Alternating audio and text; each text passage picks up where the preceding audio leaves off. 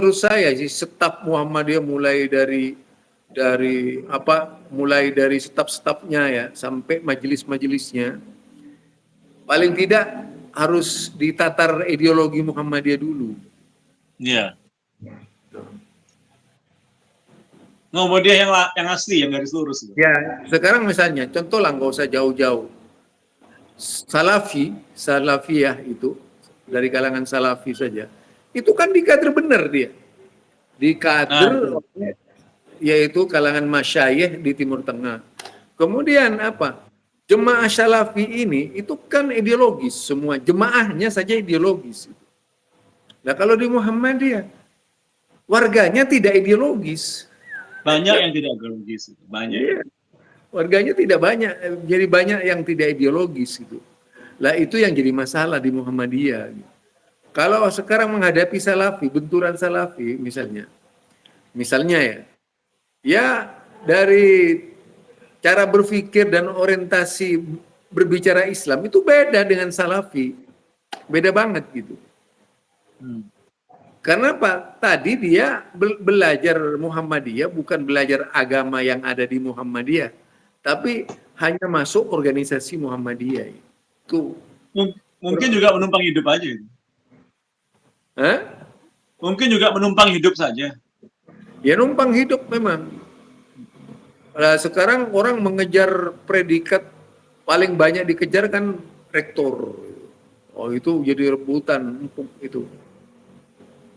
Rektor-rektor dari segala UM yang ada di seluruh Indonesia ini, itu akhirnya menjadi salah satu budaya ya. Makanya ketika dianggap sebagai komersialisme pendidikan, banyak yang marah ketika saya menyebut itu komersial itu, kata saya. Itu banyak yang marah.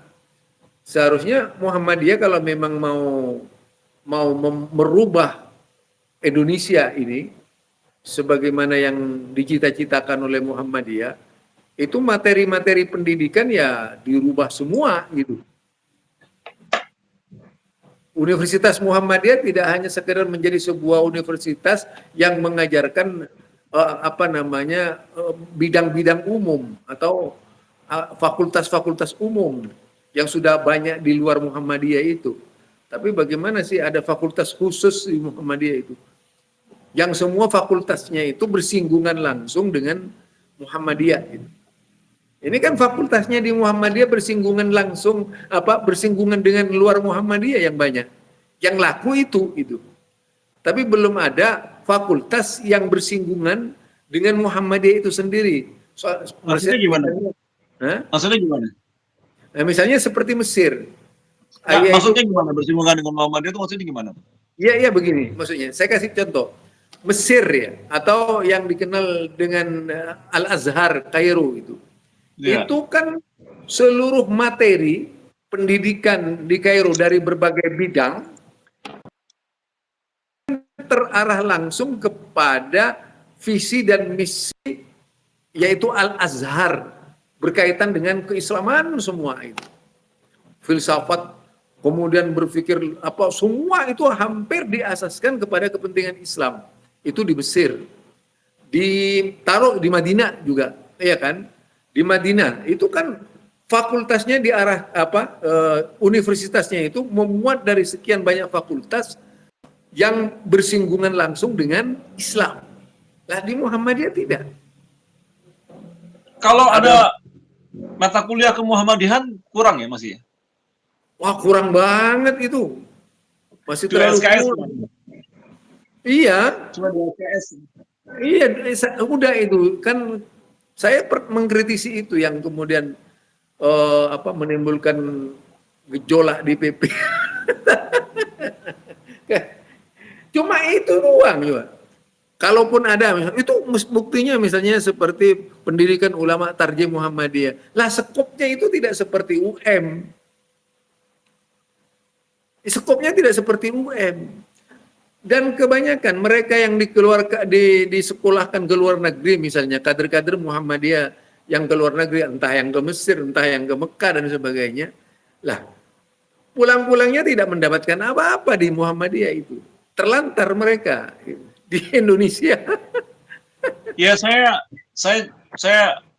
mau tidak mau mendengar itu bahwa ya mereka nggak dapat jabatan, nggak dapat tempat.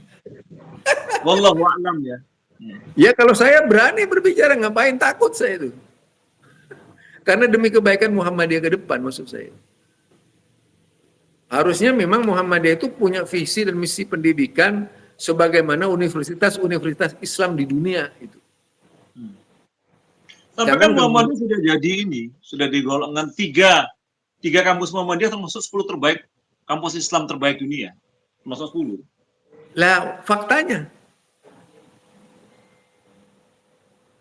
yang ada itu justru yang berjalan penuh kampus Universitas Muhammadiyah itu bukan yang ada di Indonesia, yang ada di Perlis Malaysia.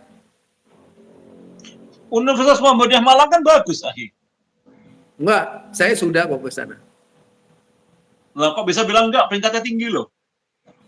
Misalnya materi pendidikan yang bersifat keislaman itu sama saja dengan yang lain-lainnya, bahkan terjadi cangkokan pendidikan yang berakibat itu. Tergantung dalam konteks keislamannya ya. Iya, cangkokan pendidikan lagi itu misalnya ada menanamkan bibit-bibit yang cukup berbahaya bagi gerakan dakwah Muhammadiyah itu. Contoh saja misalnya UMJ. Saya sampai ngomong sama rektornya itu Makmun Murad. Di UMJ itu benar, saya vokal saya itu. Jadi di situ kalau kita lihat lebih pada komersialisme saja, persaingan pendidikan yang ada di Indonesia, bukan kemudian mengejar kualitas bagaimana itu dapat mendongkrak Muhammadiyah secara keseluruhan yang mengarah kepada nama Muhammadiyah. Itu kan visi Muhammadiyah secara khusus dalam dunia pendidikan masih belum tercapai. Nah, contoh saja ada sekarang yang namanya yang